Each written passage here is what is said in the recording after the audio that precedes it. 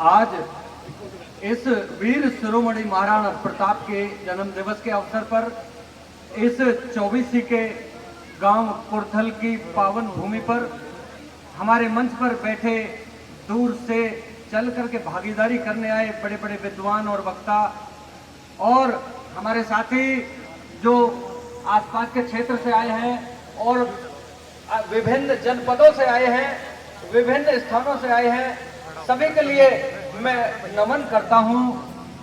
और इसी के साथ ही क्योंकि समय का अभाव है और ऐसे समय पे मंच संचालक महोदय जी ने अवसर दिया है, कोई बात नहीं, मैं बहुत सूक्ष्म में अपनी बात रखूंगा। देखिए, छोटा सा एक परिचय है।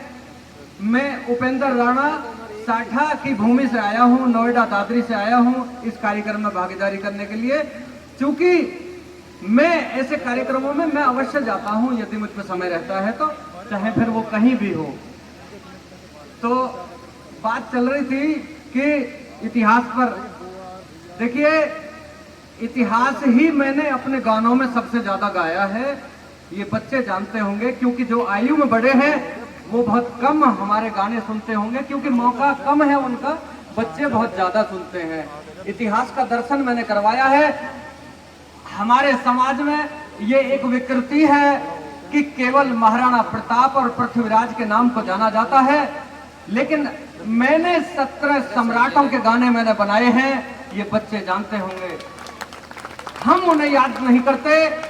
आज उसी का दुष्परिणाम है कि हमारे योद्धाओं का, हमारे महापुरुषों के जाति परिवर्तन किए जा रहे हैं। हमें अपने इतिहास संरक्षण के लिए सामने आना होगा, क्योंकि हम ऐसी स्थिति से निकल करके आ रहे हैं कि देखिए, जब मैं पढ़ता था 91-92 की बात है, तो ये सब बातें उन पुस्तकों में आती थी कि हमारे महाराणा प्रताप हैं या राणा सांगा हैं, महाराज पोरस हैं या विक्रमादित्य सम्राट हैं या मिहिर भोज प्रतिहार हैं, सारे सम्राटों के बारे में उसमें बताया जाता था। लेकिन आज सरकारों ने ऐसा बदला लिया है, ऐसा षड्यंत्र रचा है कि वो सभी पाठ्यक्रम, हमारे अध्याय हटा दिए गए हैं। हमारी जो नई जनरेशन है, कैसे वो जानेंगे कि हम किसकी संतान हैं, हमारे जो शासक हैं वो कहां के राजा रहे हैं, हम किसके वंश में जन्मे हैं। ये बात जब हमने विचार किया तो मुझे 4 वर्ष हो गए हैं, मैंने संकल्प लिया है कि उन सभी इतिहासों को हम अपने गानों के माध्यम से अपने बच्चों को और अपने लोगों को जनाएंगे, ये हमने संकल्प लिया है। आज महाराणा प्रताप का जन्म दिवस है, तिथि के अनुसार है, क्योंकि हमारी जो सनातन की जो सम्मत है वो विक्रमी सम्मत है। ये बहुत अच्छी बात है कि आज 2 तारीख में विक्रमी सम्मत के अनुसार उनका जन्म दिवस मनाया जा रहा है, क्योंकि हम पे विदेशी कल्चर हम पे थोपी जा रही है। 9 मई को सभी बच्चों को याद है, लेकिन 2 जून को याद नहीं है। हमारे सम्राट चक्रवर्ती विक्रमादित्य की सम्मत है, उन्होंने 2079 वर्ष पहले इसका निर्माण किया है, शुरुआत की है। ये हमारे सनातन धर्म की सम्मत है। तो किस तरह से बच्चों की आवाज आ रही है कि कोई गाना सुना दिया जाए, तैयार हो? और गाना सुनाने के बाद मैं अपनी वाणी को विराम दूंगा, क्योंकि समय का बहुत अभाव है, मुझे बता रहे हैं वो। आइए देखिए, 18 जून 1576 में हल्दी घाटी की जंग हुई है। समझ में आ गई? 18 जून 1576 में हल्दी घाटी की जंग हुई है। जितने वक्ता यहाँ बात करके गए हैं, जितनी प्रेरणा वाली बातें उन्होंने बताई हैं, देखिए आज भी ऐसी स्थिति है और उस समय भी ऐसी स्थिति थी, क्योंकि हल्दी घाटी की जंग 18 जून को हो रही है, बराबर की घाटी में हो रही है। पड़ोस में किसान हल चला रहे हैं, वो बड़ी मस्ती से चला रहे हैं। उन्हें यह पता नहीं है कि यदि प्रताप की हार होती है तो तुम बंदी बना लिए जाओगे, तुम गुलाम हो जाओगे। ऐसी उदासीनता उस समय भी थी और आज भी है। जैसी है, जिनमें है, वो वैसी ही रहेगी। जो जागरूक हैं वो जागरूक ही रहेंगे। तो देखिए, उस हल्दी घाटी की जंग में क्या होता है, महाराणा को बहुत सारे योद्धाओं से घिरा हुआ देख करके देशभक्त सिपाही झाला नाम का, उसने उस दृश्य को देखा कि महाराणा 8-10 मुगल पठानों के बीच में घेर रहे हैं और उसने तुरंत ही जाकर के महाराणा के ताज को उड़ लिया और महाराणा को वहां से निकल जाने का अवसर दिया कि तुम यहां से निकल जाओ, अन्यथा इस आजादी का नाम लेने वाला इस पृथ्वी पर कोई नहीं रहेगा। हमारी भारतीय जो जंजीरों में जकड़ी हुई है, कोई इसका दोबारा नाम नहीं लेगा। इसलिए मेरी मानिए, मैं जानता हूं आप साहसी हैं, आप बिल्कुल नहीं मानेंगे मेरी बात, लेकिन मेरे लिए, इस धरती के लिए आपको यहां से जाना होगा। प्रताप चेतक को लेके बाहर निकले जंग से, उधर एक नाले को कूद करके घोड़ा गिर जाता है और इतिहासकारों का मानना है कि उस घोड़े की डेथ वहीं पर हुई है, उसका सीना फट जाता है। शक्ति सिंह महाराणा का सगा भाई था, वो उसने प्रताप को देखा और महाराणा के निकट आ पहुंचा, तो कहता है मैं क्षमादान चाहता हूं, मेरे से भारी भूल हुई है।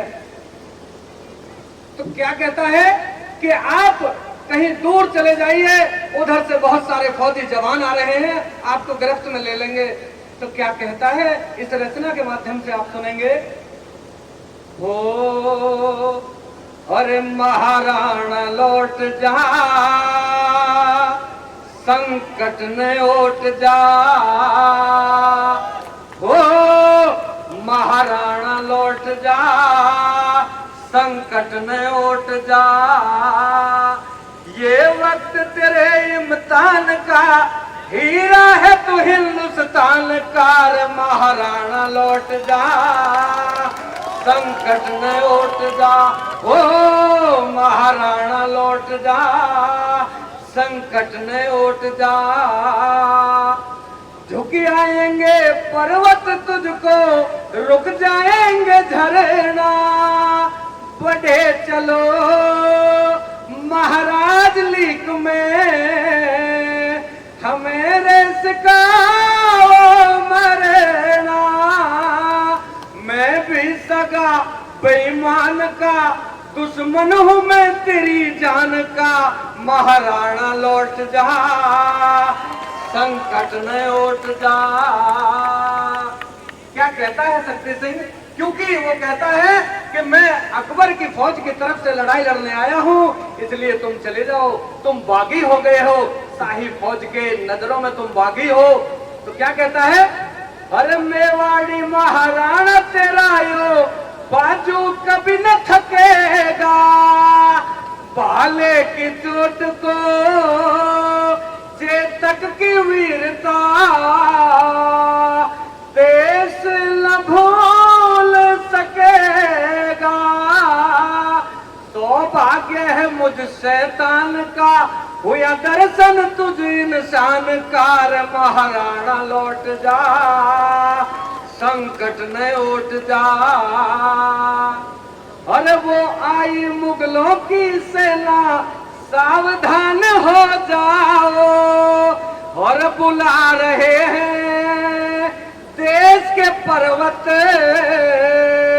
गोदी में सो जाओ। कर सामना अब तूफान का, कर तब है भारत जवान का। महाराणा लौट जा, संकट न ओट जा।